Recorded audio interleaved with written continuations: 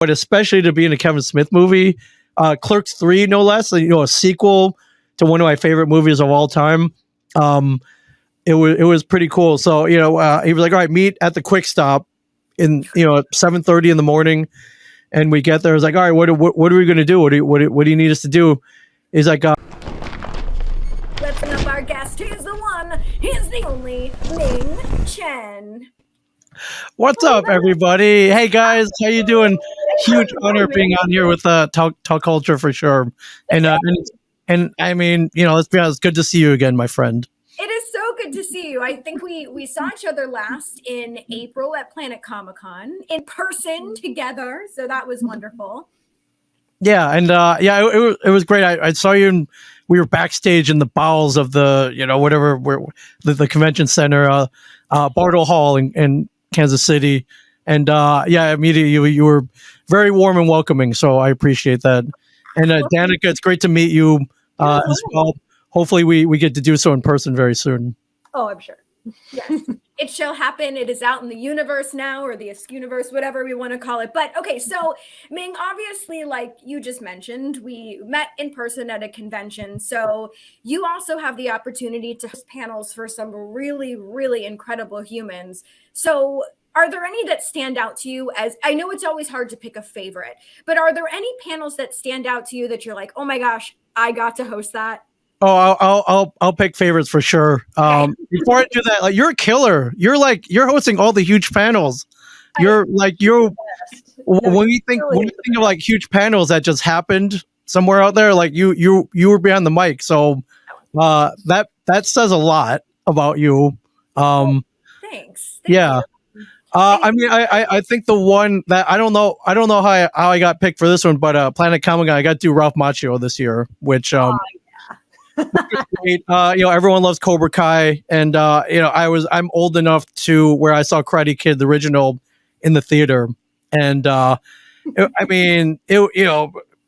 of the quintessential '80s movies, transformed my life. I got to mention on stage, I was like, listen, no matter what happens, if I learned anything in my life, is always listen to the old Asian guy, because it always works out. Mr. Miyagi, Lopan, and Big Trouble in Little China, the Asian guy from Gremlins, like it doesn't end. Like always listen to the old Asian guy.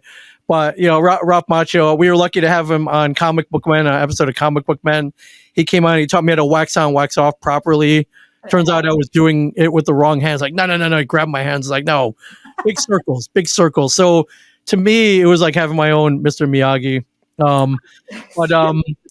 He came on the show, but I never actually got to, actually just sit down and talk to him for a little bit. So that was really cool. And, I think the highest compliment we can get as panel moderators is afterwards we're off stage and whoever's panel we host, they turned to us like, hey, great job. That was really fun. Like I had a really good time up there.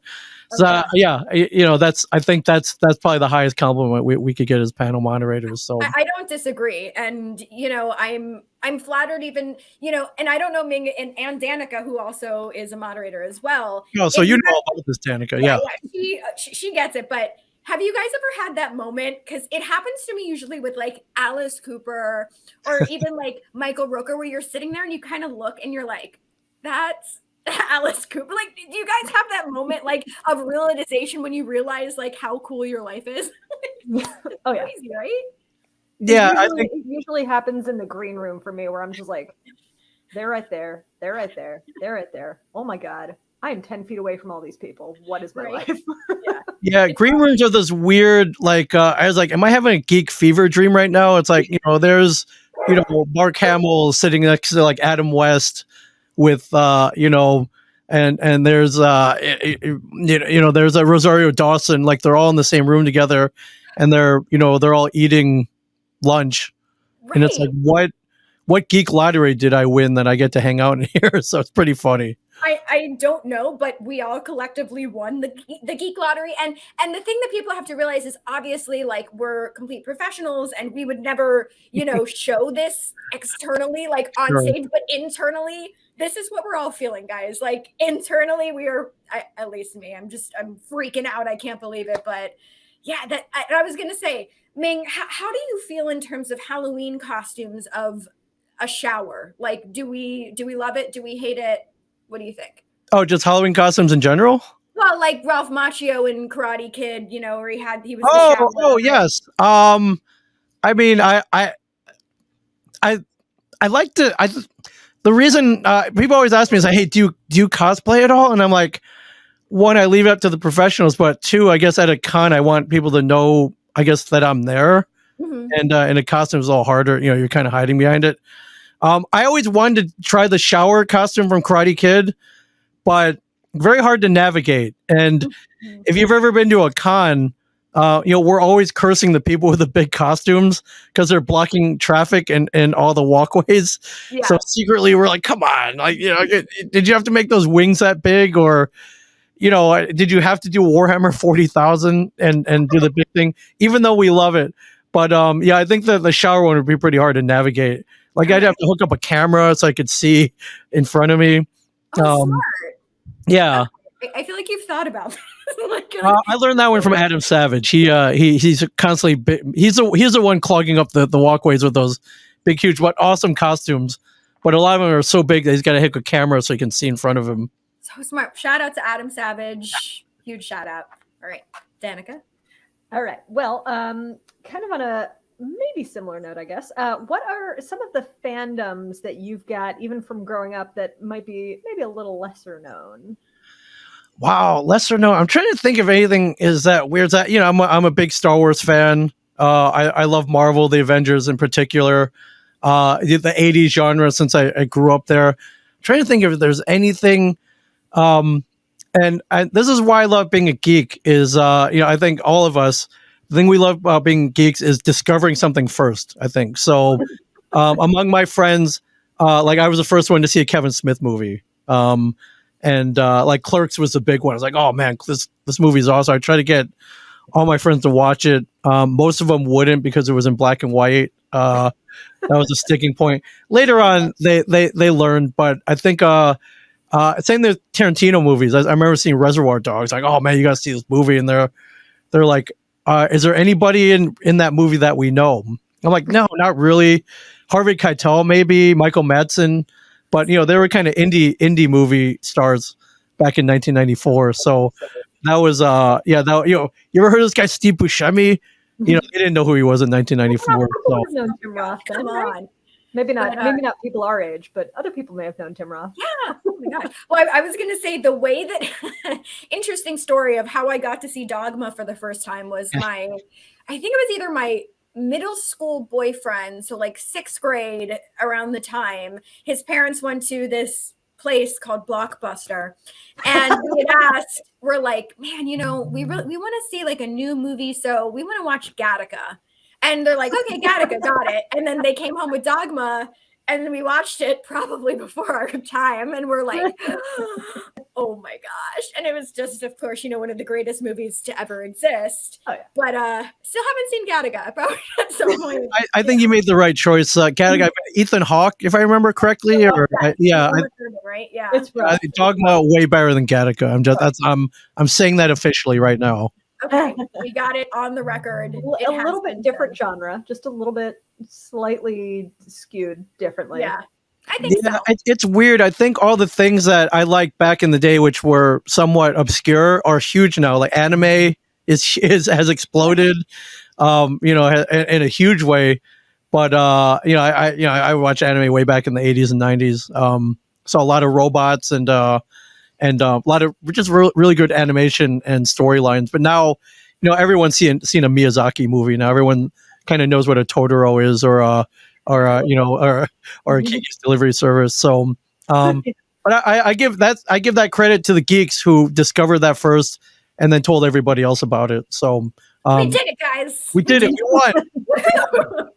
World domination. Yeah. So, obviously, Ming, in addition to you getting to host panels for some cool people, you get to be part of really incredible panels, and you're also a guest pretty much, I would say, every weekend at another convention. So it's so wonderful that, you know, you're giving the opportunity for people to come and meet you.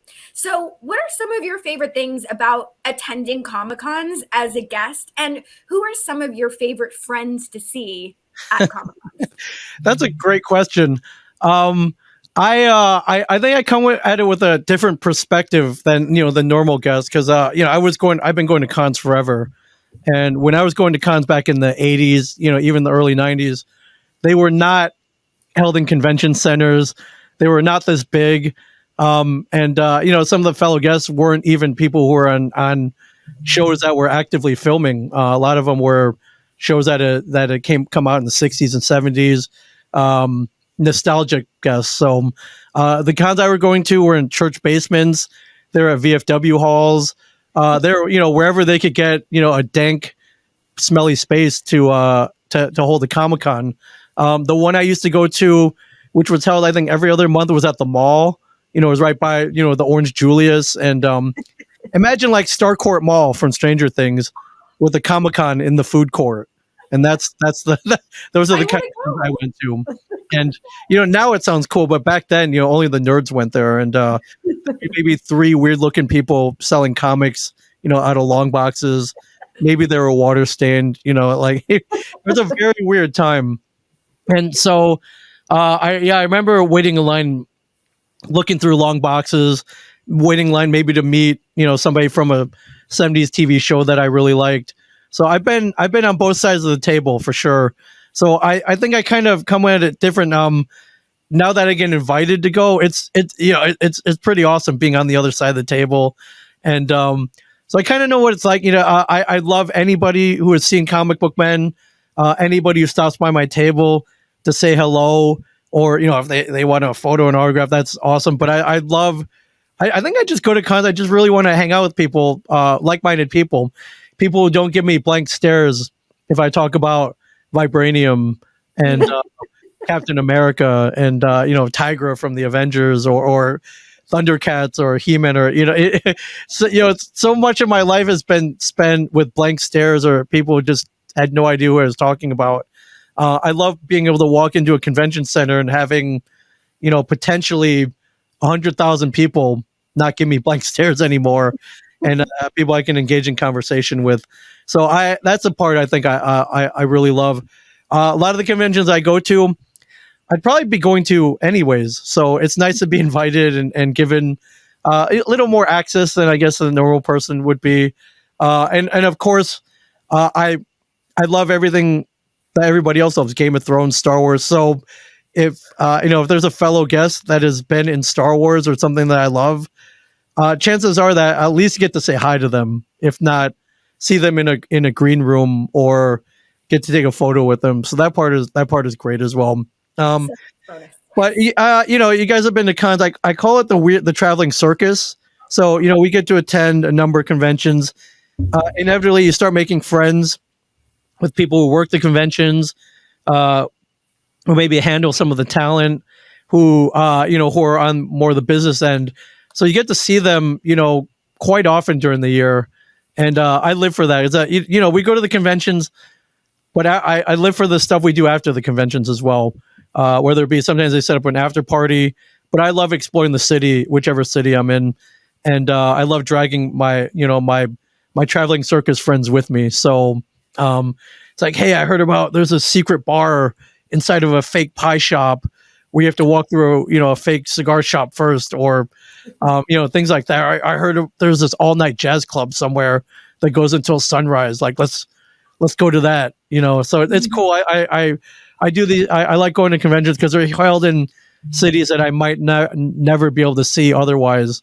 And yeah, so I turn into it's a whole experience.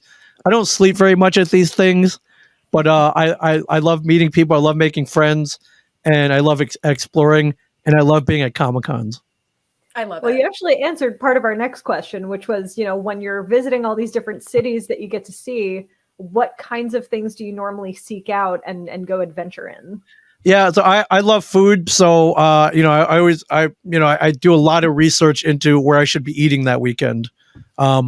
where do the locals eat? Where's the place that's open until 5 a.m. with the, the 35-cent hot dogs? Yum.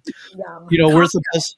Yeah. Where's the best cocktail bar in this town? On the flip side, where's the best dive bar? Where do all the locals hang out when they're done with work? I try to live like one of the locals do. Definitely. I always seek out wherever the local comic book shops are, and I'm doing research, see how they run things, I like to meet the local fans as well. But I know, running a comic book shop, toy shop, gaming shops, not easy. So I like to meet the hardworking people who decide to open these places as well. So but the more obscure the better. And I try to make a lot of local friends as well, because if chances are, if you do things right, you get invited to that city back the next year when they do the convention, or you keep getting invited back. So I was gonna say, like, I feel like exactly the opposite of you. I'm the person, like, usually at like Galaxy Cons, we do the panels and stuff, and then after we have wrestling events, and then I'm in bed. Like, I'm like, is it 9:30? Oh, it's bedtime for me. So in Columbus, Ming, please, like, get me out. Like, I want to explore with Ming Chen. Like, you're invited, and I got places to take you to for sure. I am there. Yeah, it's so funny because, like, my husband's like always trying to do stuff after the conventions, and I'm like, but it's still sunny out. I want to go to bed. And he's like, you have to do something. Like, we're in a new city, we need to explore. And so, okay, Ming, please just make sure. And now I'm going to be accountable because this is live. Yes. We're doing something. Oh yeah, we're gonna blow up each other's Instagram stories with the adventures we get into in Columbus. And I live to explore these cities. You're young. You should take advantage of your youths, both of you. And we're youngish. Yeah, we're youngish. But let me know anytime you're in Raleigh, North Carolina, because we got some weird shit here that I think you would really enjoy. The weird shit is the best shit for sure. And we'll be out till 2. The first panel doesn't start till 11 noon. We'll be fine. We'll be fine. Okay. Well, if I forget everything I've ever known about anything, it's all right. That's why I usually have to write stuff down, is because, like, 1, I'm usually always so tired, and 2, I'm so, like, starstruck that everything I am like, who are you? Okay. And then I'll have to write it down. But okay, Ming, you mentioned you're a bit of a foodie, yes, as are Danica and myself. So the most important question is, what is your go-to MOOBYS meal? I see you have the shirt. Have you both been to the MOOBYS pop-up? No, I got this from my buddy Milo that went to the one in Orlando. It's pretty amazing. Kevin, such a smart guy. He teamed up with this guy Derek, who had opened up the Saved by the Bell pop-up restaurant in Chicago. Saved by the Max, right? Yeah, Saved by the Max, and it did so well that he started doing other pop-up restaurants. But the MOOBYS one was, a natural fit. Kevin always open to cool stuff. And so they MOOBYS, a fictional restaurant from Kevin's world. Like, why don't we do these for real for a week at a time all over the country? And so they did. And they opened one up here in, right by in Red Bank, pretty much the home of the fictional movies. And so they have and I went in, and I wasn't really expecting that much from the food. I'm like, all right, everyone's here for the atmosphere. They've transformed this restaurant into a MOOBYS restaurant. It was very immersive. And I was like, all right, this food can't be good, but I like food. So I went down the whole menu. So they have a burger called the Cow Tipper, chicken sandwich called the Cock Smoker chicken sandwich. Of course it is. And then they do something regional. So here, big Italian population, East Coast Italian, very good here. So they made a lasagna sandwich here, which was good. And then, what's food without sides? So they made onion rings, tater tots, and they had a cookie. And so I tried everything. It was here a week. I think I went every day, and I got something new. And I was shocked at how good the food was. I was like, whoa, okay. I did not expect it to be that good. I was like, okay, the food's probably an afterthought. You're here to experience a restaurant. But what's a restaurant without good food? So whoever came up with those recipes, and I've been to multiple ones, they've been able to replicate the quality in each city. And whoever came up with those recipes, they're great. But I highly recommend the Cow Tipper burger. is especially good. That would probably have been what I got. And didn't they have like milkshakes and stuff too, or was that only at? That's a couple of them. Yeah, that moo ilk shakes. Shakes. I love like the play on words. I love a good pun, and they did the best job at it. Like, man. And a lot of the cities, they've been teaming up with the local breweries too, and they've been coming up with like MOOBYS beer, or there was a Chronicon beer in San Diego. So this I kind of wish they would open up a permanent one somewhere. Yeah. And run we have to talk to? You know the guy. Tell him. Yeah, I think whoever runs franchises, this MOOBYS could legit be a legit franchise for sure. Done as it should be. Well, a very, very important follow-up question that we have to ask is, what is your favorite Faygo flavor? Oh, all right. You guys, so I'm assuming you guys are in the Midwest, or you're in the Midwest. No, but we do know our juggalos, and I've tried Faygo when I went to Detroit, and I love it. So lived in the Midwest for a while, and we also kind of grew up around it too. So. Yeah, I try to describe Faygo to people who haven't had it. Based in the Midwest, you can find it some in pockets in the South, but I guess ostensibly it's a discount soda with many different flavors. But something I grew up with in Michigan as an alternative to a Coke or Pepsi. But they have flavors like Moon Mist and Rock and Rye and a whole bunch of other ones. And to me, I thought it was just kind of this Midwest thing until until Insane Clown Posse got a hold of it and made it popular everywhere. I've never been to an Insane Clown Posse concert. I heard they shake up the bottles and throw it all over the crowd, and like okay, that's cool, but I would rather drink it. And my favorite flavor is one called Rock and Rye, and I can't even really describe the flavor. It's just good. Like I wouldn't even know how to, like, it doesn't taste like anything I've ever had, but Rock and Rye is my favorite flavor for sure. So I'm a peach, and I know what it is. It says peach on it, and it tastes like peach. But Ming or Danica, have you guys tried? It was a couple months ago when Coca-Cola was putting out their like one-off flavors, and one of them tasted just like Faygo, and everyone's like, "We see what you did there, Coke." Did you guys try that one? Was that the Starlight one?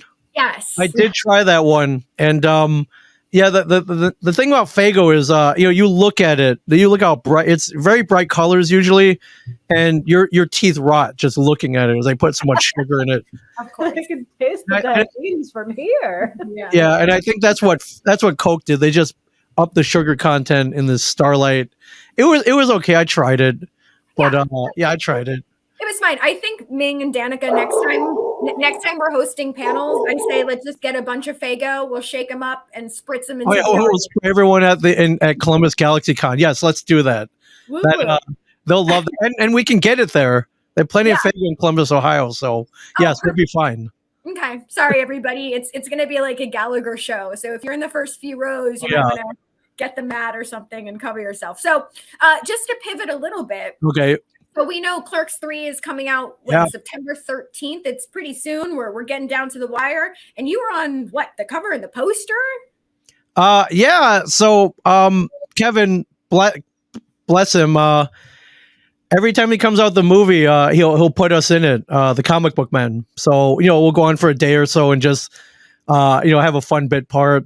I was in the last movie, Jay and Silent Bob Reboot. We got to go on, we got to play us as the comic book men. So basically I got to play myself, so it required no acting whatsoever. It was pretty cool. I think it was my first speaking line in a movie, which was pretty cool. But it was shooting Clerks 3 about a year ago, and he was like, "Hey, you guys want to come down for a day?" And I was like, "Yeah, I absolutely." Because I started out as a Kevin Smith fan first, so so anything Kevin needs, I'm there for him, but especially to be in a Kevin Smith movie, Clerks 3, no less, a sequel to one of my favorite movies of all time. It was pretty cool. So, he was like, all right, meet at the Quick Stop at 7:30 in the morning. And we get there. I was like, all right, what are we going to do? What do you need us to do? He's like, you guys got to wear hockey jerseys. We're going to be playing hockey up on the rooftop of the Quick Stop. Like, whoa, that's awesome. One of my favorite scenes in the original Clerks. Yeah.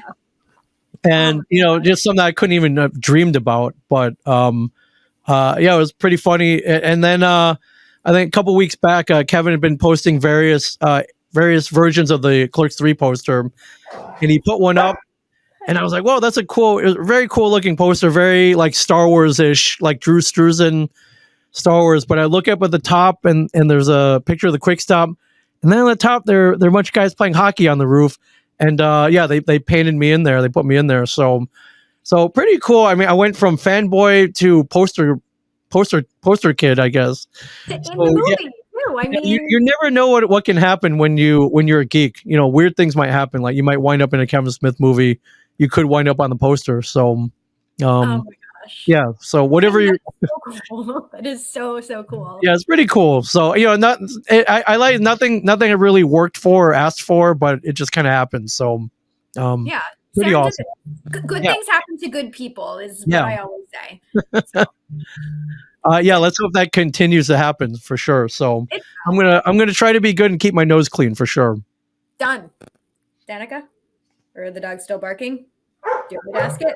Okay, I'll ask her next question. So you mentioned, obviously you're going to be in Clerks 3, and we were looking at your IMDb, and we saw, are there other acting parts that you're going to be doing this year as well? Any things you can talk about? Not really. I lucked into a reality show on AMC.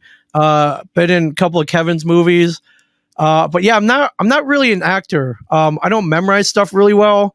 I don't think I'm that great of an actor. I've never really had any training either. So, I mean, if there's one career path that maybe I would want to take is maybe Ken Jeong's.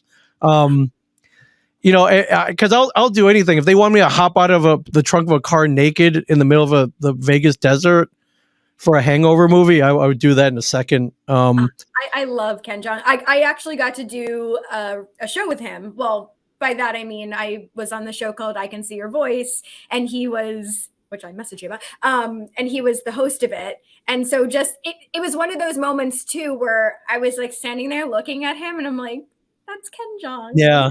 I just love him. And now we're friends on Instagram, and so that's just a whole another thing too. Yeah, I think he follows me on Twitter. I'm like, we've never met, but I hope to remedy that. So I wish he would do cons. He would be a great convention guest. Trying. So maybe if we can all combine our nerd powers into one gigantic nerddom, we can put it out there and get him for a convention. It's called manifestation, and I think it'll happen. I think Ken Jeong is just one of those guys who's good at everything. A lot of people know he was a doctor before he started acting. He's great at stand-up comedy. Obviously, he's a great actor. He's funny. He's one of those guys you can't, you want to kind of hate because he's good at everything, but you can't because he's such a nice guy. So very likable guy. Yeah, he is amazing. So Ming, yes. We have a game for you. This is a game of Would You Rather. Okay. There is no wrong answers. So whatever you choose is correct. Okay. And I love the game where I love the game or the quiz where you can't fail. So yeah, no, you're gonna get a 7 out of 7. You're gonna do great at this. So Danica, while the dog is not barking, do you want to read the first one? Let's do it. Okay. Here we go. Bring up the graphic. Okay. Wow. Own the first appearance of Spider-Man or own the first appearance of Batman? Wow, this is a tough one. I own neither of these for the record. And they're very high-priced comic books. Both of them. This is a tough decision. I think if you would ask me which one do I like better, I think Spider-Man for me, at just by the smallest of margins, edges out Batman. Okay. Just I definitely relate to Peter Parker more than Bruce Wayne. I don't have billions of dollars. I'm not a playboy. I don't want to work out all night. I would rather that something bit me and then I got powers and I didn't really have to, do any push-ups for it. I think in terms of value though, the number one's Action Comics first appearance of Superman. And then these are always flip-flopping number 2 and 3. So in terms of value too, oh man, this is a tough one.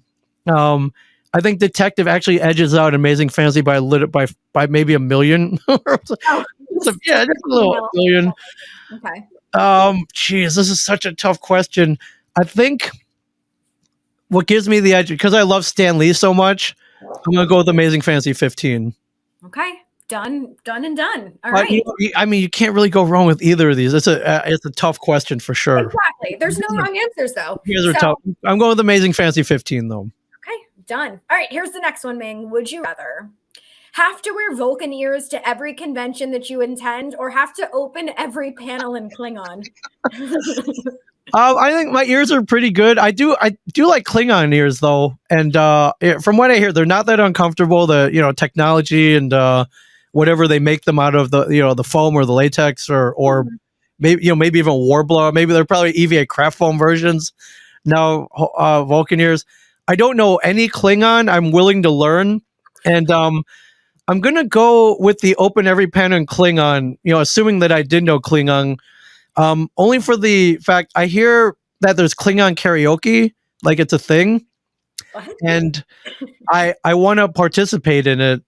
I just don't know any Klingon, but I guess I could learn. I would love to do Klingon karaoke, and once if I know Klingon, then I might as well open every panel in Klingon as well. So For sure. yeah, I think it would go over pretty well. Like I wouldn't go on for 20 minutes, but maybe a minute or so. I think that would be a pretty good reaction. Done. I love it. Klingon karaoke, count me in. I want to do that. As long as it's like written out phonetically, I could probably do it. Yeah, I don't know how the singers do it, but yeah, it's full on Klingon and karaoke, and a mainstay at pretty much every larger Star Trek convention. But it's a thing, my friends, and yeah, I think we should all learn Klingon. Okay, done. I'm in. All right, Danica. All right. Would you rather be in a movie with the first celebrity you ever interviewed at a con, or interview the star of the most recent movie you saw in theaters? Oh man, I can't remember the first person I interviewed. Wow, we'd have to go way back. I'm gonna have to. I don't even know. I've done some. We've done so many panels. I don't remember the first person. I think the last movie I saw was Love and Thunder. So Chris Hemsworth, Natalie Portman, absolutely. Tom Hiddleston, Anthony Hopkins. Either one of those. I got to meet Chris Hemsworth once, and he was a really funny guy. It was like a 5-minute interaction.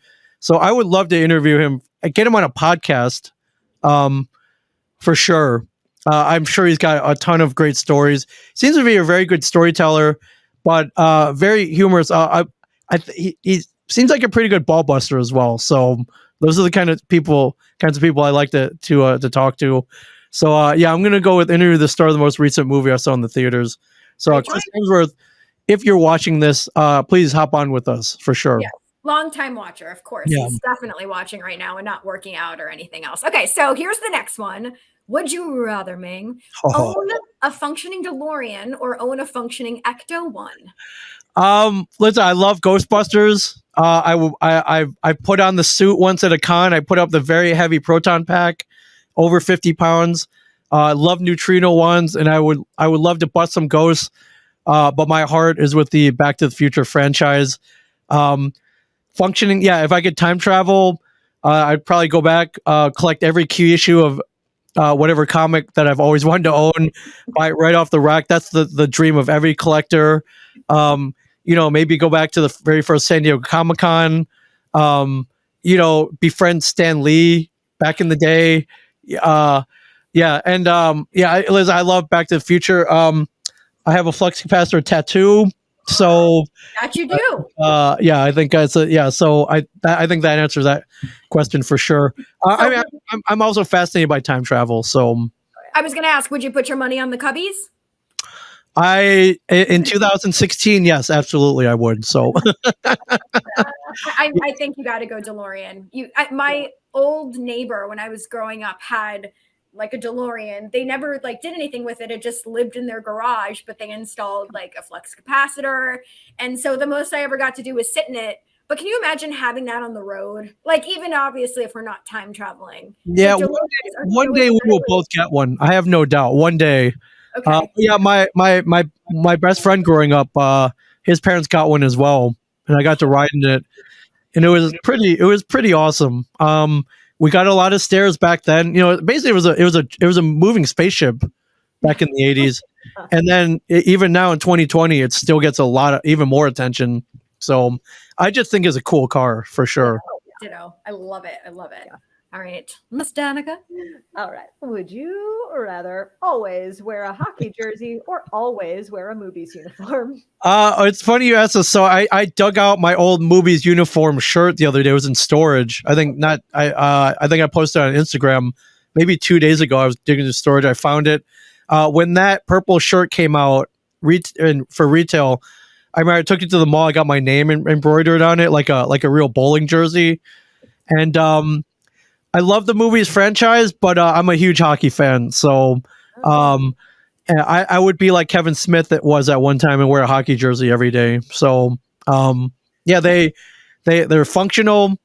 They're warm if it's cold out, and you know you're usually representing a favorite team of yours. So yeah, I'm a big hockey jersey guy. So yeah, I would probably take on the reins of early 21st century Kevin Smith and wear a hockey jersey every day. He definitely made it cool. He Kevin did. Smith. That's true. Yes. Yeah. He And certainly I got some of those made for him, and I don't know how many. He probably had over 100 in total, 100 different ones too in total. he's committed, good for him. Yeah, I would just get one for like the Mighty Ducks movie, because that's like really the only team. If you ask me about hockey, I'd be like quack, quack, quack. Yeah. I don't know. Like that's what I got. So okay, we got two more. Okay. So, I love these. Great. Oh, good. Woohoo! Okay. Would you rather become a villain to Bluntman and Chronic, or have your own chimpanzee companion? Oh man, I don't know. I love villains, but I don't know if I have it into me to be evil. I would love to face off against Bluntman and Chronic because they're very inept. But who doesn't want their own chimpanzee companion though? Whether it be a chimp or even like a helper monkey, like a spider monkey to go fetch things for you. But yeah, I think Jane Silent Bob made befriending monkeys cool, and I think Kevin Smith once told me something that rings true, and it goes as following: monkeys equal funny. That's it. That's as simple as that. Monkeys equal sign funny, and yeah, I mean, for the most part. I mean, there are some hazards. Monkeys, they tend to tear things up sometimes. They like destroying things. But I think if you keep them well fed and entertained, I think that they tend to remain pretty good natured, great companions, get you out of tight situations. I think the ladies love them, so they're chick magnets for sure. Yeah, I gotta go with the chimpanzee companion for sure. Great choice. And who didn't get that memo, monkeys equal funny, is Jordan Peele. Did not get that memo. But that's all I'm going to say. Okay, Danica, bring it home. All right. Would you rather be a reverse merman or a reverse centaur? This is always my favorite question. Oh, man. The merman, so so I guess kind of not necessarily a fish head like that, but you got gills, so I can go underwater. Uh-huh. So I'd be like half Little Mermaid-ish. Yeah, but the wrong way. Right, but the wrong way. Mm-hmm. But or a centaur. Well, I did. There was an episode of Comic Book Man where we did go to BronyCon. Love it. We did cosplay. We did a 2-person cosplay where I was the ass end of the My Little Pony cosplay, and it wasn't that bad. I think. Yeah, I think I might have to go with reverse centaur. Okay. I like for sure. The practicality. Although, I guess I guess I'd have to wear pants though in both of these cases, or not. Right. My excuses. Yeah, I'm a centaur. Centaurs don't wear clothing. Right. I don't think. Mm-hmm. So, yeah, I don't know. I guess if I were half horse though, would I be endowed like a horse as well? I don't know. Right. There's so many questions. We Right. have to, yeah. I would go reverse centaur. Look at that flowing mane. Look at that hair. It's beautiful. Yeah. It is beautiful. Yeah, I'm gonna go with reverse centaur, and maybe I could win a race or two, win a couple bucks at the track if they allowed me to do that. Yeah. I'll put my money on you. What a great question. Let's go with the reverse centaur. Although, reverse merman, you could, conquer the seas, I guess. But underwater, I don't know. I don't know how many friends would follow me underwater. So I'll go with reverse centaur. Great choice. And speaking of underwater, I think Aquaman just got pushed by another 9 months or something crazy, didn't it? So insane. They need to stop doing it. That's not good news for DC. Yeah, it got pushed till December 2023. So and so did Shazam though. Everything's getting pushed. I get so excited for release dates. I'm that person. I'm like, okay, there's only 6 more months or whatever, and now I have to wait so much longer. Oh yeah, I mark my calendars. I buy advance tickets. So yeah, I don't want to wait another 9 months. So this does not bode well for the for these 2 movies. Maybe. Will the Flash ever see the light of day? We don't know. So, well, what won't is Batgirl, and I'm very sad about that because, I just did that panel for Brendan Fraser, and he was so excited, and so was everybody. But why? I have to question why. Maybe there's a reason, right? Maybe everything happens for a reason? Question mark? I don't know. Yeah, in this case, I think they're looking at dollar signs, unfortunately. And I read a story today that they might burn all the footage and may never see the light of day. Yes. However, with technology these days and everything kind of being sent out digitally, there's got to be a mole on the inside that is saved a digital copy, and we'll be seeing it at Comic-Cons bootlegged very soon. Right after the Klingon karaoke, come and watch the bootleg Batgirl. It won't be in English, but it'll be in Klingon. It'll be next to the Star Wars Holiday Special, and the the 3-disc box set of Comic Book Men, which is not on DVD yet. So find that at your finer bootleg table at your local Comic-Con, everybody. Perfect. Can't wait. Well, you did great at the game. Ming, this has been such a joy. You just radiate so much love, and I can just tell that you have such a love for this community, and thank you so much. Literally, you are just one of the sweetest people that I've ever met. Oh, thank you. Likewise, my friends, both of you. Thank you. So before we do release you back into the world, any final thoughts you want to leave us with here on this fine Thursday? This was great. Thank you for inviting me. It's a huge honor. Thank you for accommodating me. And I hope we get to see each other in person. I'm assuming you'll be in Columbus, December 2nd, 3rd, and 4th, Columbus, Ohio, for the next GalaxyCon. And we're all killers, my friends. I have no doubt we'll be, people will be banging down our door. It's like, we need you at our convention. We need you to moderate every panel in existence from now until the end of time. So, any convention promoters out there, if you want excellent moderators who are energetic, knowledgeable, and great on stage, and not to mention great looking too. I mean, it's a visual format. Of course. Yeah. Yes. We are available. Yeah. I've not rocked the fishnets like you do, but maybe in the next convention. Okay. Please. You can do a full bodysuit with the arms and everything. Yeah, for sure. Well, before we let you go, we're going to go over our upcoming guests that we have coming up on the stream. So here we go. So next week, we are welcoming the band Liliac. They are absolutely incredible. The following week, we have Townsend Coleman, who's the original Michelangelo from the Ninja Turtle cartoon. We also have Josh Server from All That. We also have the creative director from Halloween Horror Nights, Michael Aio, will be joining us, along with, listen, if you like Fago, you're going to love Twisted. Whoop, whoop. We also have Bruce Valanche and Brad Forenza, Jason Marsden, who is the voice of everything, and Ming will have to do this again. Anytime, my friends. I would love to come back. If you need an emergency co-host, absolutely give me a ring. But yeah, this is great. And a lot of your upcoming guests, friends of mine, Twisted, Jason Marsden. You guys are killing it, my friends. Thank you so much. Well, so are you. And until we meet again in person and we go hang out and get into some crazy stuffs, which we will document on our Instagram stories, we will see you guys real soon. Be safe, everybody. Au revoir. Thank you.